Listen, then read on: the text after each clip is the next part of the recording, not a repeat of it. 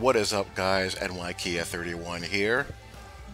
Switching gears a little bit and talking some PES 2015. This is footage of my Newcastle United Masters League. And I want to talk about this game because I feel this game is really underexposed. This is such a good game. And it flies under the radar a bit. Now, if you're a FIFA guy, cool.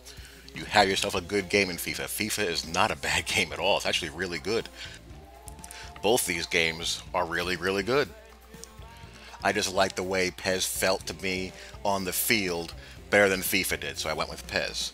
I didn't really feel the justification to buy both because really if I was going to buy PES, I would buy it for one league, which is MLS. Now, you see me here doing some stuff in my Masters League, just trying to get transfers while the transfer window is open to beef up my defense. Playing with Real Madrid to do my Cristiano Ronaldo highlight reel, and Barcelona, where I'm doing my Messi highlight reel currently, has kind of spoiled me. I'm playing with a middle of the table team, and they got holes, and they're not as talented. Plus, their styles of play are so vastly different. Barcelona and Real Madrid are 4-3-3 formation, possession and counter-attack type of teams. Newcastle is a 4-2-3-1, and as you see, a cutaway of one of the guys who I got in the transfer market. I've signed two defensive players, which I really needed to have, but going back to Newcastle tactically, they're a 4-2-3-1 team that plays a long ball counter-attacking type of game. And I really struggled at first with them in my first couple of games, just trying to figure out how they build attack out of that formation, how to not leave myself, too exposed to counterattacks on the other end, and all that good stuff. I had to play tactically completely different, both because of formation and because of the long ball style that they play. And that is the real greatness of this game. I had to hit up Google and just do some very basic reading on some soccer formations because I just was scuffling around and could not figure out what I was doing. And there are PES forums and whatnot, and I found different types of basic tactical articles and whatnot that I could peruse. And once I figured it out, my team started to click. And as you see me going down my roster here, just checking out my player, this game has a pretty in-depth rating system where they combine numerical ratings here as well as player attributes.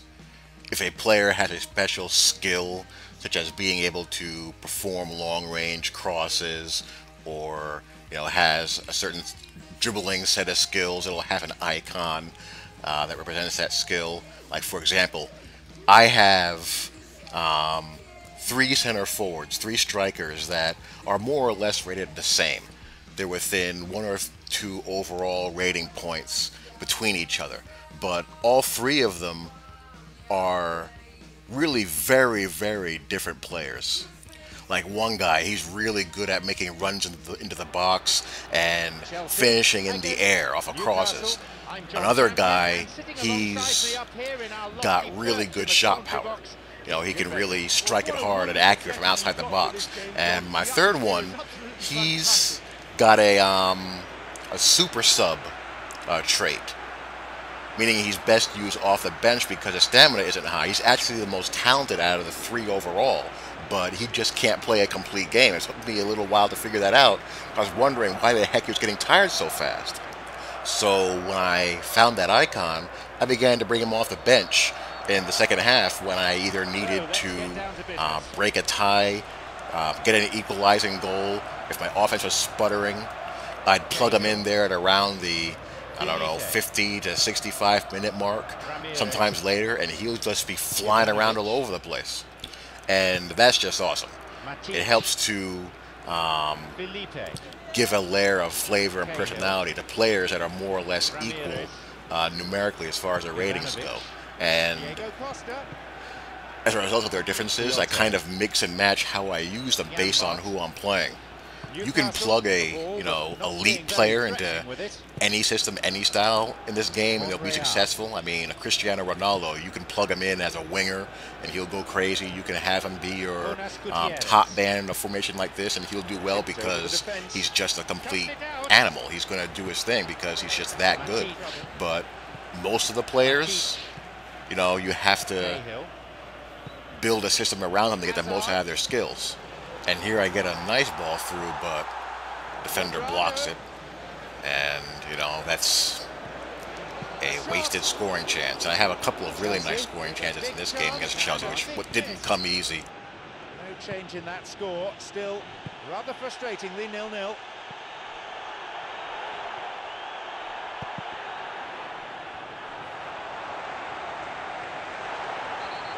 Riviere with the foul. Was always likely to be the outcome. Yellow card. And there's Riviere getting yellow carded. And he's the guy that has the super sub trait. And this is before I figured that out as far as the stamina problems were concerned. And here's Diego Costa hammering one home. And the game's not perfect. There are times when your back end will be nowhere in sight and you're just not quite sure how the hell they got broken down. And then all of a sudden, there's a guy one-on-one with your goalkeeper. So I'm down 1-0, and being down 1-0 against Chelsea is like being down 4-0. But here I get a great chance. I got a nice little move here on the defender, and he just cannot finish. A little bit of a tough angle, but if that's a Karim Benzema or a Ibrahimovic or a Ronaldo, Messi, that's being hammered in. But it's not. It is not. So I gotta find a stud top man for this formation, and that's not going to be easy to do. Either spend a fortune buying one, or maybe I can develop one. Who knows? But yeah, the game is very deep. Masters League, from what I can see of it, there's a lot to keep you engaged. Another good through ball, but it's gosh. That's 3 really nice chances, and I just could not convert any of them. Another thing that I found neat is that your players will be, during the season, will be called into national team service, and while they're away, you don't have them. And when they come back, they're tired, so you can't just plug them right back into your lineup. You got to manage your reserves, and you got to manage your entire squad. You have to really pay attention to what kind of workload you're giving your players and manage their fatigue. Now, the biggest downside of the game is that it doesn't have all of the licenses that FIFA does, as far as stadiums, league, and team likeness and names. Thankfully, PES has a pretty active community, and you can easily find forums where you can update the team names and the league names that aren't licensed to correspond with their real-life counterparts. Like I had to rename the Premier League with its proper name, and most of the Premier League and the First Division with the English League as well. I believe only Arsenal and Manchester United came name licensed out of the box. The rosters are all accurate as far as the player names. It's just that the stadiums and the team names and their uniforms aren't all licensed. But you can work around that in a pretty user-friendly way. The PES forums do a great job, and they give you a team editor so that you can edit, all that kind of stuff. So you can go in and give all the leagues their proper names, all of the cup competitions their proper names, the teams their right names, and all that good stuff. You can't edit uniforms as far as how they look outside of their color, but you can do everything else. It's really just a great, great game to play. I'm very, very happy that I chose it. Don't regret it one bit. It's so much fun, and there's so much that you can do. And as you can see here, this game's starting to wind down. I haven't been able to make a dent in this Chelsea league.